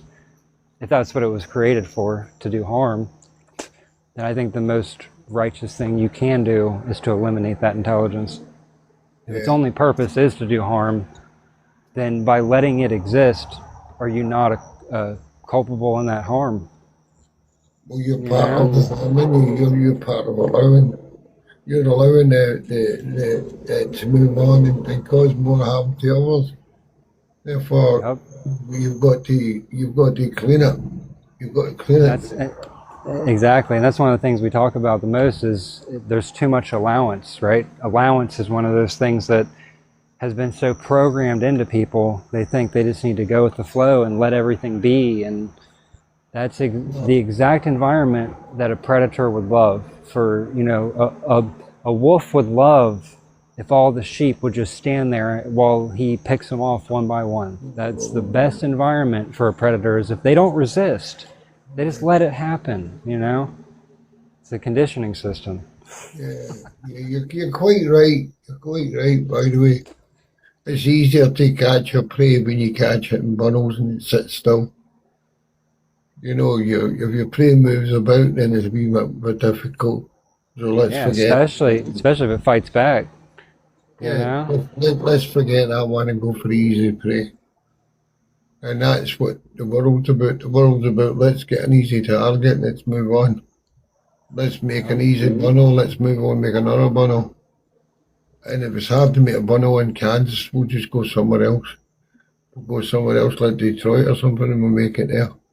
So it's like, we can move on to the easy places. We can look at easy areas. All we've got to do is walk down the high street and look at the shops and the people that live in the areas, and we know where's been targeted next. We'll use that area, we'll use this area, we'll use that area. Before you know it, you're using the whole world. So that's basically where we're at the moment. They're using different areas to move their certain kind of people in certain kind of places and putting certain people certain places around the world. And because the allowance has been there, because they've moved unseen. So if you don't see them, how do you even point something out that you don't see? It's difficult to do. It's making it higher, it's making it a higher. It makes the being at the back feel that the being at the back is more powerful because you've got more control over more subjects. The more subjects, the more control. The more subjects move on and move on other subjects and make the subjects comply to what they want to comply to. And then the ones that are fighting back against it become less and less and less. And that's what's happening in the world. We're getting took over by bad entities that are moving from one country to another. And we don't see it in front of our eyes, yet we open our arms up and we welcome them in. And then when we welcome them in, we regret having them in the first place because they're starting to destroy the place. But they've already destroyed their own place. So that if they've destroyed their own place, why would they come and destroy our place if we open our arms up and let them in? It's because they've been programmed to destroy, they've not been programmed to come in and rebuild. Does that make sense? Oh, it's all script, yeah. Everything's programming in a script. It's all designed with the effect in mind. Well, I'll tell you what, it's been really nice talking to you. I have to go to work now. And I'll catch you some other things, but it's been really, really nice talking to you. And I've been educated. And I've quite enjoyed this one. And I enjoyed what the guy before me had to say as well. I appreciate you coming up. All the best, mate. I'll see you again. Later on. Still there, Christina? Yeah. What's up, dude? What's up? Just wading through the waters, Mm-hmm. been interesting. It's always interesting. It's always interesting to see where others are at, you know, feel where they're at. It's varying degrees, you know, varying degrees of focus. And the one thing, though, I think has been the theme tonight, though, I think there is levels of integrity that I recognize in others. And I think if that integrity is paired with the recognition of what is, then the effect will be amplified towards the end goal of freedom. And that's all it's ever really been about, man. I want freedom, and I recognize that others have to be free if I'm going to be free. You know, I can't live in a world of fucking slaves and be free. It's just not possible. Got any more requests? No, it's just us now. All right. What do you want to get into? What were we talking about before the other guest? I'm trying to think back. I'm curious if you've seen the trend on TikTok with the that what is it? That serum, that red serum that everybody's posting about. No, dude, I heard you talking about that a little bit ago, and I had to do a double take. I was like, what the fuck? No, I haven't heard it. I haven't seen that or heard of it at all. Man, it's like every other post on here for me. To me, it screams mockery, you know? Like, oh yeah, we're having all these young women put this stuff that looks like blood on their faces, and it's just like total fucking mockery, dude.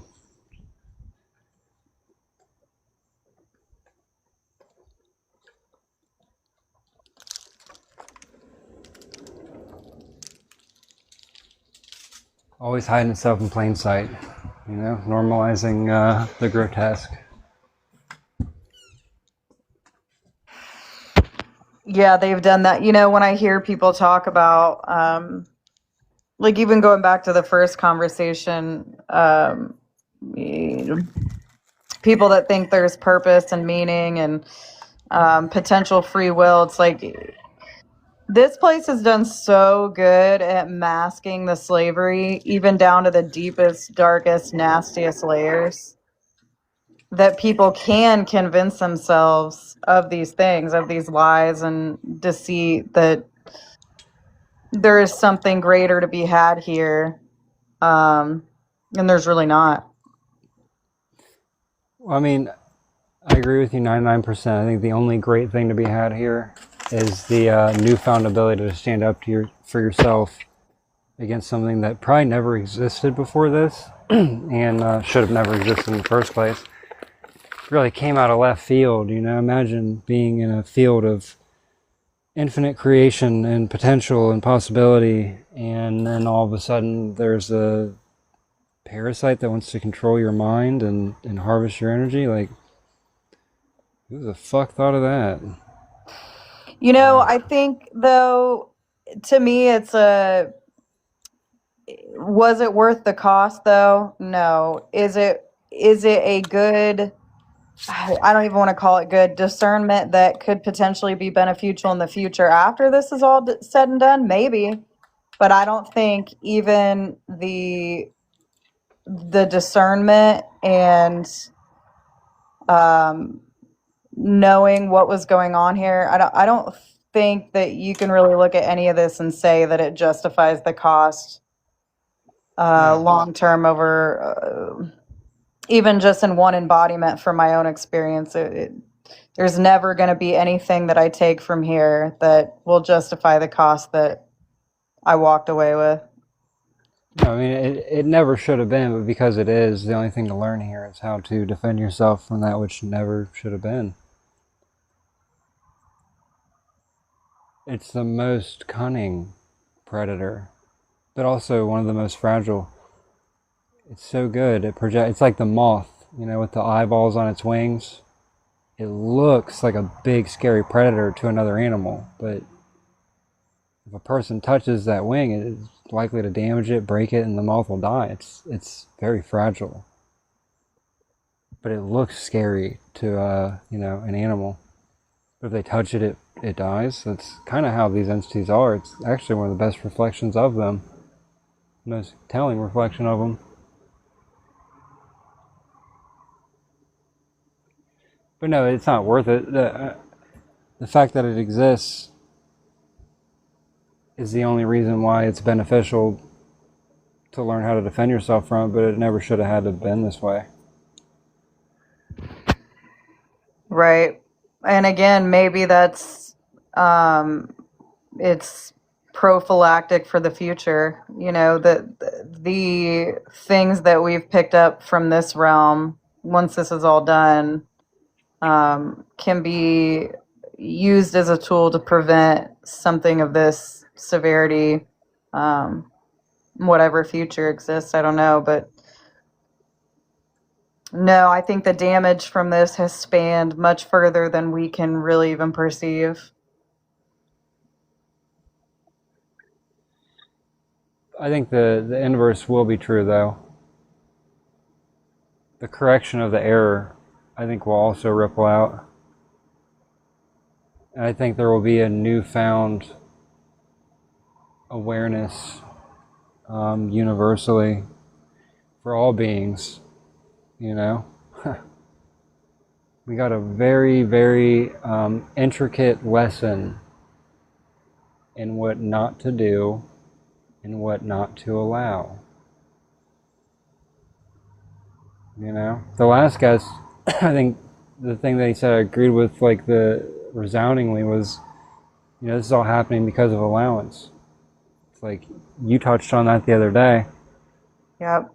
Too much allowance. And I think, in a field before this place, allowance was probably how coherence worked, right? Like you don't micromanage, you don't control, you allow a being to choose for themselves, even if you might disagree with said choice.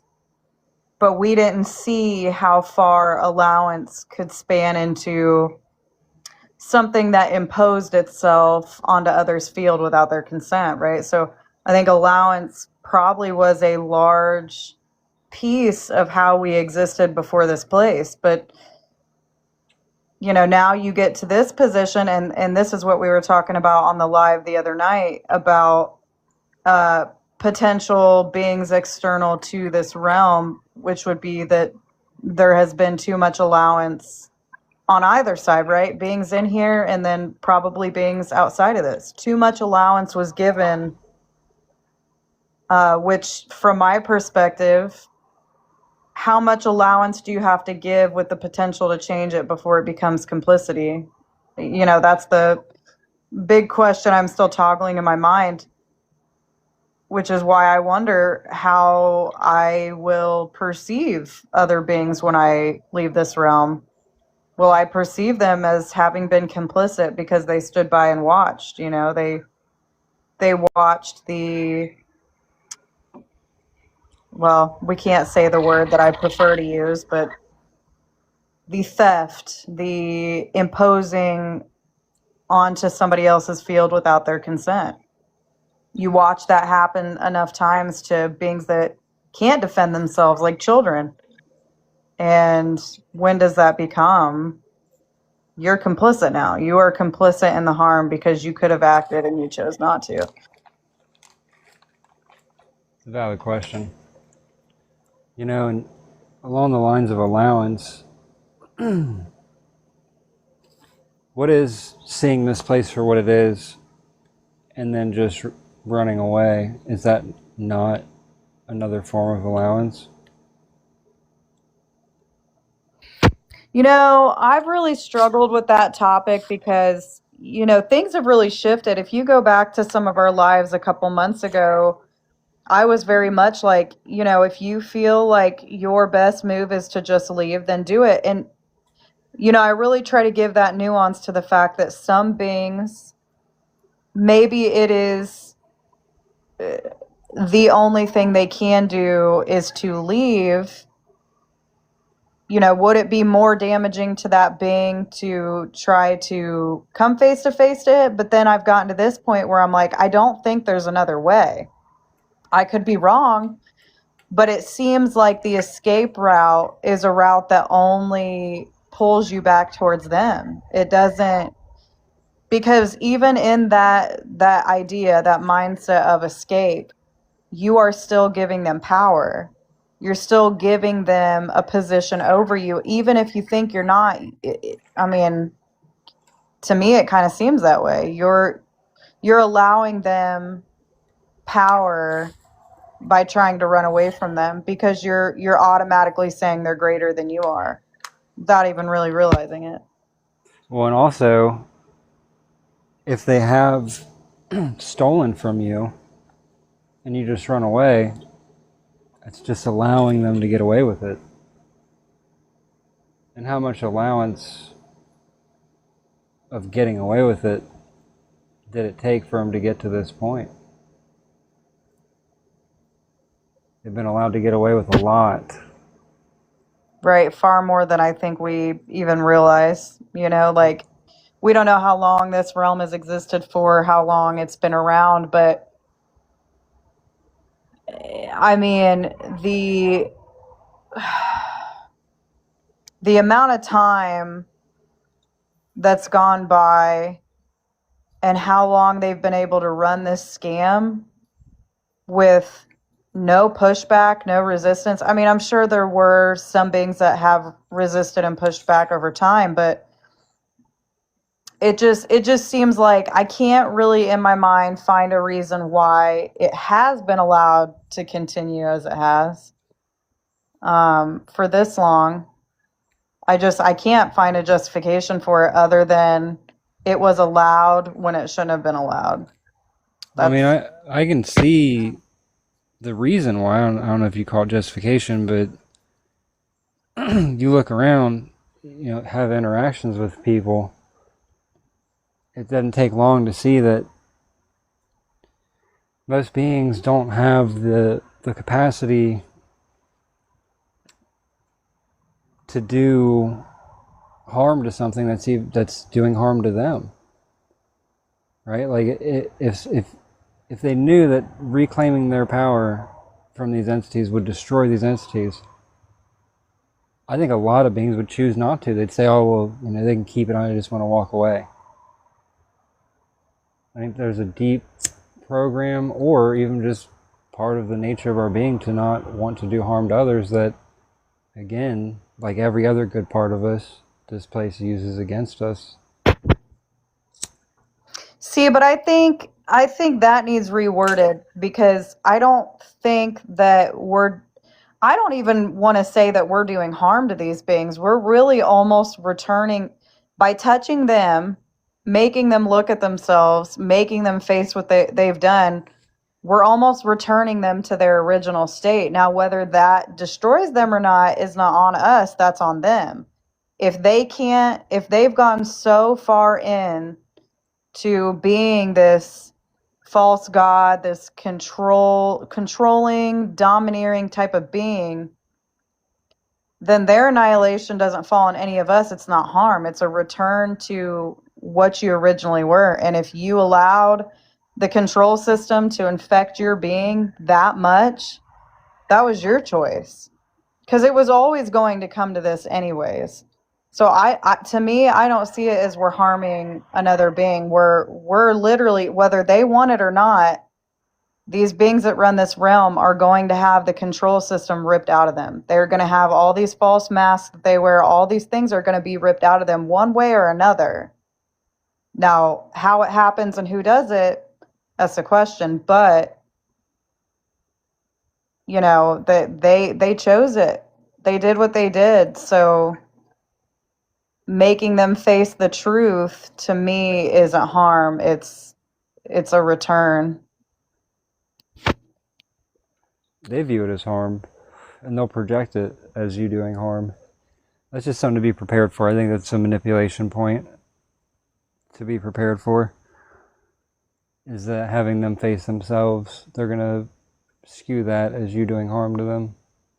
And I think to be okay with that feeling is important, because they can project a lot of things that aren't true and make it feel real.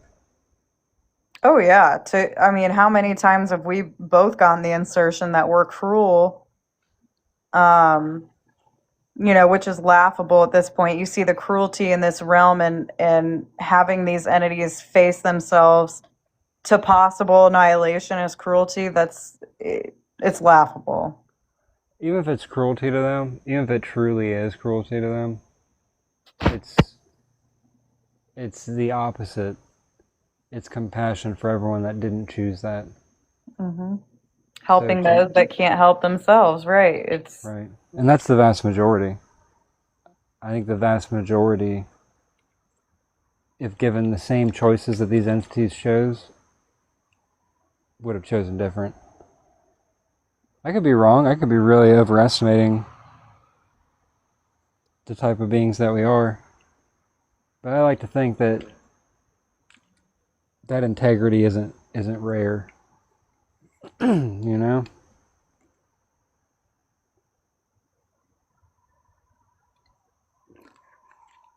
Just makes me wonder how they got to this point. Yeah, it does. I mean, this is another thing I've been thinking about. You see a person that in one lifetime, just one embodiment, having the illusion ripped from them that this is real, and they figure out, oh, none of this is real. It almost annihilates themselves. You see people go into a psychosis or have mental health breakdowns because it is so difficult for them to have their illusion stripped. So then you times that by however long these beings have lived like that,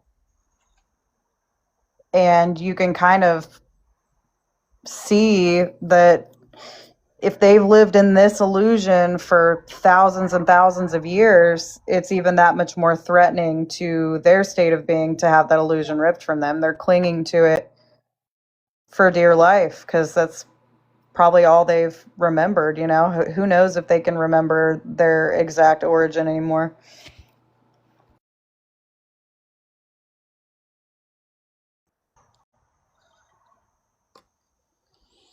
Well, I mean, if they remember their origin, wouldn't that be like the anti-mask? Wouldn't that kind of annihilate their mask?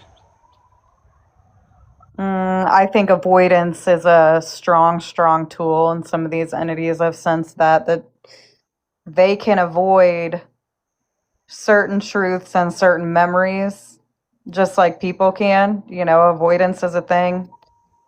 And I don't think it's exclusive to just humans. I think these entities have basically pushed it aside, but I think the longer that you avoid, the worse the fracture in your own being would become. You can only avoid the truth for so long before you start to crack.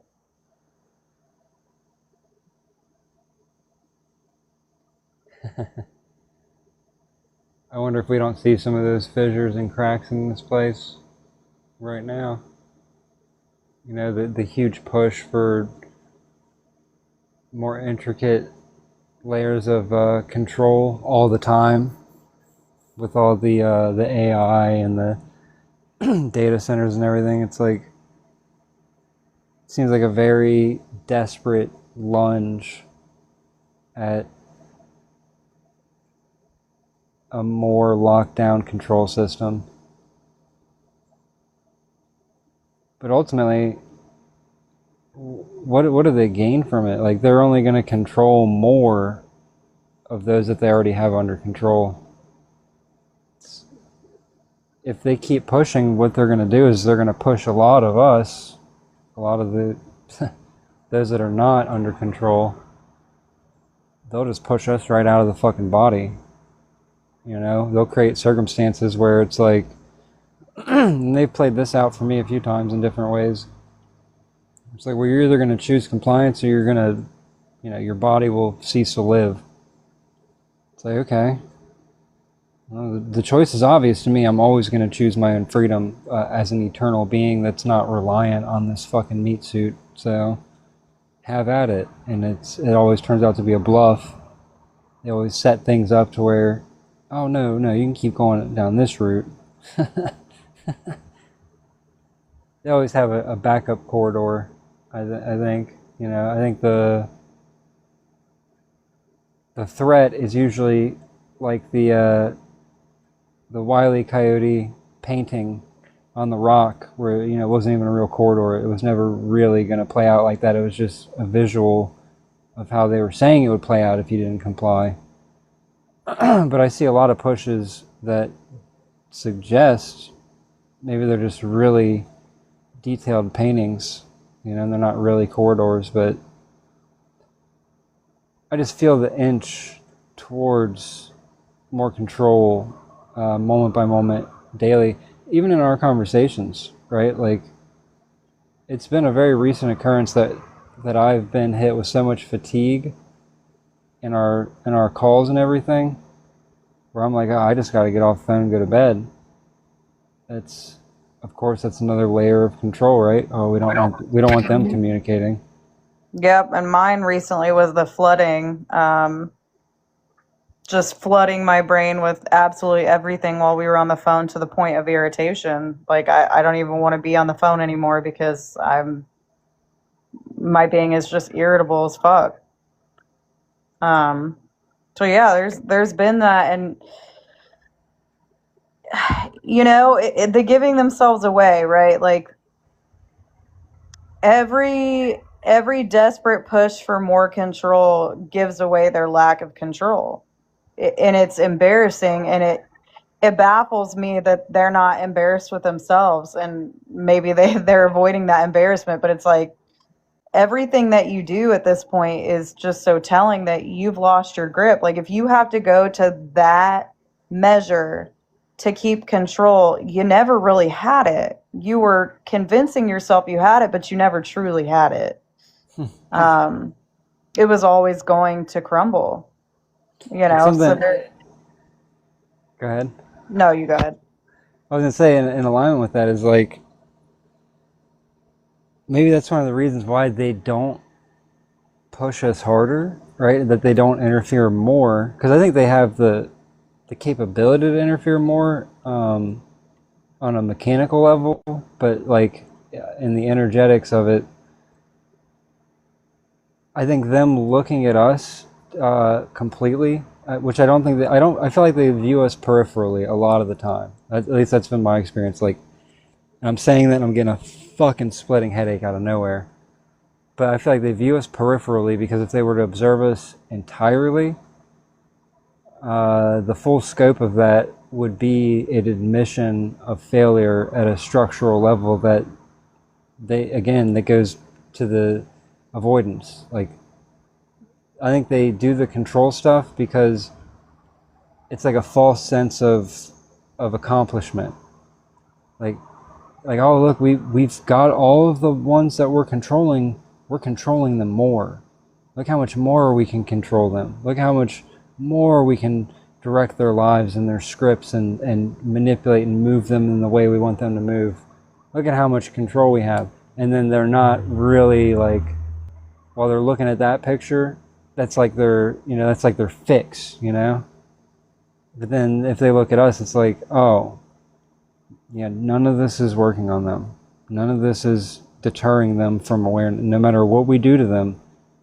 So, like, I feel like they have to throw shit in their peripheral out the side, because I feel like if they gave us their full attention, they could do more if it wouldn't automatically admit the fault and fracture and error in their schemes.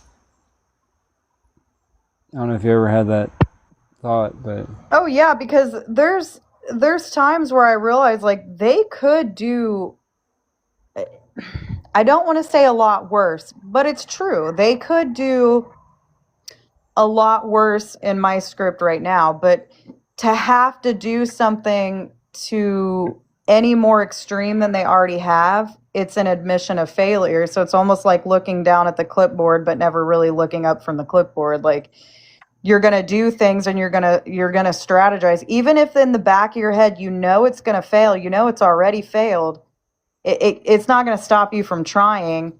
But there's a line that they're holding off because they don't want to use it unless they absolutely have to, or using more extreme measures would by default be declaring failure. Because I think if you have to use the most extreme measure, as you said, mechanically, you've already basically energetically admitted you done failed. You failed the assignment, right? Like, so I don't know. It could be that there are more things that they're holding out on, or there's just a line that they don't want to have to cross for some reason. I don't know. Well, and also one of the patterns that's played out that maybe they finally take into account, which in and of itself is an admission of failure, is that the harder that they push some of us, like the more extreme situations that we find ourselves in, the more extreme the pushback is, the more clear our signal becomes from the recognition of what is happening here. If you know, and the more they expose themselves, so like the more extreme things would be, I think by default, things that are less layered and less insulated and removed from the vantage point that they sit at. And I think we talked about this a little bit. We touched on it, like why is it that we hear about all these natural disasters and all these things going on, all these really extreme things going on, but it's never, almost never, I would say, a direct encounter for myself or anyone that I know that's in this state of mind. But it's always in the, in the background. So it's in places, and they'll tell you about it, and it really happened, but it didn't happen to you. I think it's because maybe they've learned that putting us in extreme situations only has us more willing to give up everything of this place, from this place, that is this place, for the truth. And that's was my experience. Like when it pushed me so hard, when it took everything that I cared about, everything, when it used every single thing that I loved at once to hurt me, that was the extreme of everything all at once happening. That was when I literally just said, all right, well, fuck all this then. I don't care about any of it. I just want the truth. And I want to know, because that's when I started to recognize, well, this isn't a coincidence. There's something pulling strings. There has to be. Either that or I'm just fucking crazy. Either way, I'm committing. I'm going all the way, and I'm going to see it for what it is. And that's all I wanted. I just wanted to see it for what it was. Like, whether there was someone pulling the strings or not, I had suspicions, but I was like, I just need to know the truth. Is this happening or not? And when I saw it for what it was only due to the extreme circumstances that they put me in, because I was willing to let everything else go, including the body. I was like, this is a control mechanism. This is being used to keep me from searching for, it's being used to distract me in all the ways that the physical body can from the intangible. So I said, okay, I'm willing to forego everything but the intangible to make it tangible. That's exactly what happened.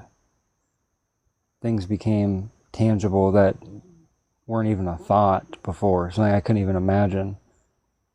And I started seeing and experiencing in ways that go beyond the five senses, what was pulling the strings. I could see it in a way that visual sight doesn't even really describe.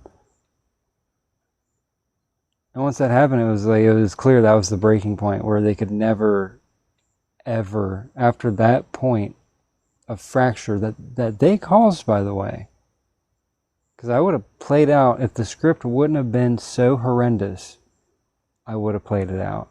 I may have had my suspicions of manipulation, this and that, but I would have played it out.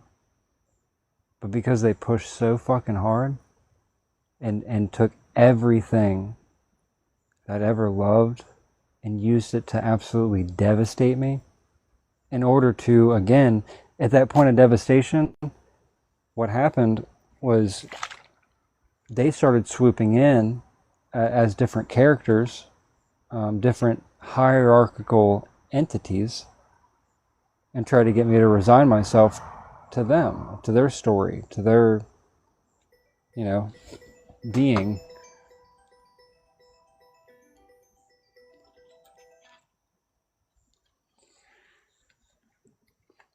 But by that point, can you still hear me? Am I still audible? Uh-huh. Oh, you can hear me, but I can't hear you. Okay. By that point, it was too late. It was way too late. I'd already seen that it was all a manipulation. I'd already seen that it was all designed to beat me into a point of submission where I'd be willing to give myself up to something external in order to make it stop hurting me. And I was already too mad at seeing that formula that no matter what it did after that, it was never going to get my submission, no matter what. And that stayed with me to this point, and that was like 3 years ago. So everything they did worked against them. The more they push, it's so fucking funny. The more they try to control, the more a being of freedom wants freedom. And they can what's the right word? They can put us in a position where it's beneficial for us to become something that we'd never been. Something that can stand up for themselves in a very energetic way. And that's all they are, is energy. That's all anything really is. That's all it's based on, is the direction of energy, directing it. And I think we are far superior directors at this point because they've given so much of themselves to control that there's... I think the perfect analogy is the elephant and the trainer. The trainer has the elephant from a young age, conditions it from a young age, and the elephant grows up and is still in that mindset of the baby elephant, can be controlled by that tiny little human compared to the elephant, tiny. And we are that elephant. We've just been conditioned to think that the trainer, being the environment, the reality itself, is bigger than us. Not realizing the whole time that, first off, we were never tiny compared to this place. We were always greater than any part of this construct. We always had more potential to create anything greater than this construct. It's just the conditioning has got us accepting the lashings that the trainer, or the reality itself, the controllers of the reality, dish out to us. But if we realized, right, just like the elephant, how big we were compared to the trainer, it'd be nothing for us to walk away or squish them or whatever, In this case, it's not just walking out of a tent. The trainer is the environment. It is the reality itself. And as long as it operates and functions, I don't think there is walking out of it. That's been my stance for a long time. I know for a while we disagreed on that, but that's just how I've felt for a long time, that as long as this exists, freedom won't exist, and I want to be free, so by default, this can't exist. This level of control, manipulation, deceit, and theft, I agree with you. I think it creates a ripple effect that goes beyond even this place, that can be felt and is disruptive. Kind of like if you're trying to enjoy a movie in one room and your best friend's getting beat up in the other room. You can't really just sit there and enjoy that movie, can you? Unless you're a fucking psychopath.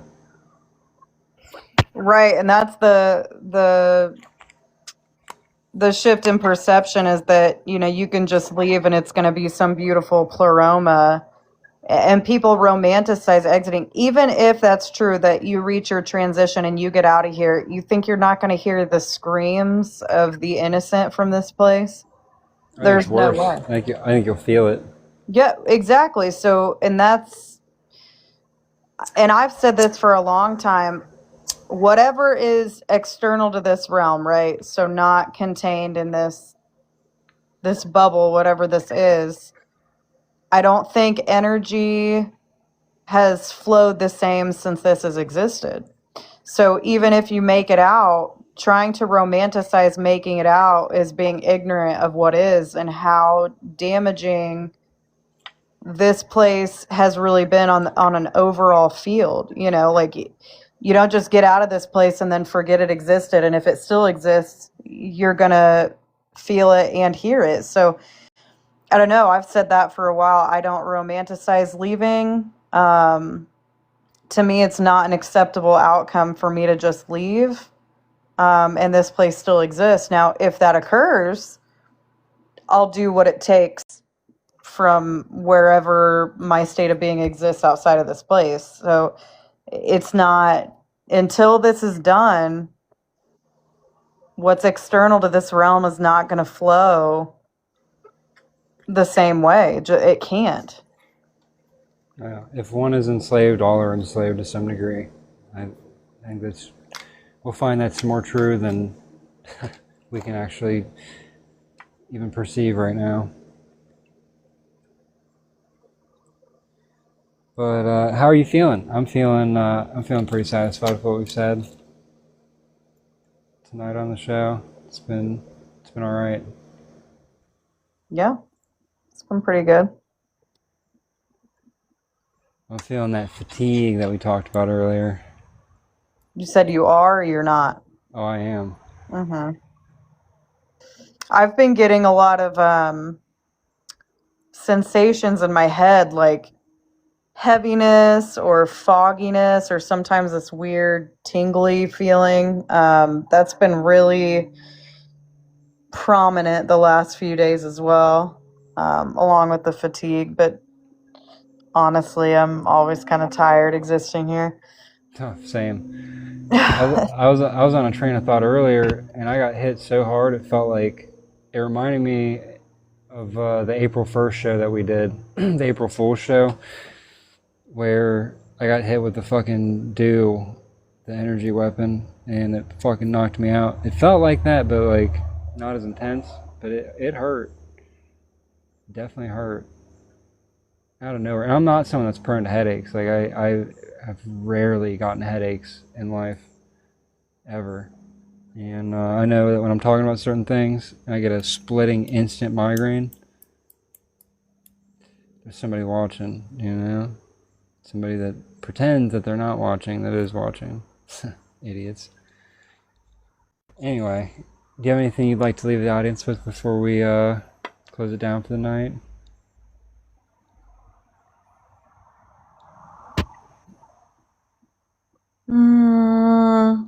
The only thing I'd like to say for anybody that resonates with like they're having the heavy interference, once you kind of get to this place where you see what is, you've likely noticed a lot of resistance and pushback. If you have a recovery period after really heavy interference, don't let that deter you from continuing on the path of sovereignty. It's something I wanted to mention earlier. There are times where they push really hard. The compression is real. The pushback to you seeking sovereignty is real. And they will push you to extreme limits at times. And there are times where I have a couple days where I have to just recover. That's the easiest way I'll say it. But I always bounce back. And usually when I bounce back, I come back with even more resonance and energy. And almost the same thing is like, I'm never going to stop. I'm never going to stop, no matter what you do to me. So if you're in those oscillations of interference, don't let those recovery periods fool you that they've got you or they trapped you.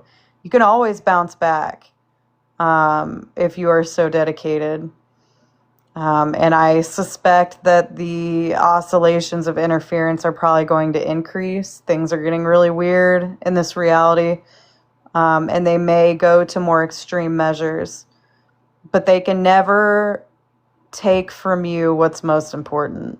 They can pretty much maneuver everything in this reality. They can maneuver people, your financials, your situation, wherever your environment is. They can pretty much maneuver everything externally, but they can never take from you what's eternal. So yeah, that's what I want to say. That's a banger. Yep. No matter what extremes they pull, if you keep in mind that the effect is the purpose, it's really easy to see why they do anything at that point. You know? The dreams I've been getting lately are all about alien invasion, so I don't know if they'll do it or not, but the effect is always the purpose. Create fear, submission to something that seems more powerful outside of you, but you know, the human body was never the goal. It's always what was animating is the purpose of the theft in this place. With that, I think I'm going to say good night. Thank you for coming on, Christina. It's been awesome. It's been interesting. It's, yeah, I think we'll do more TikToks. Yeah. It's an interesting platform, for sure. A lot more interaction and events. So, thank you everybody for listening, and that's the show.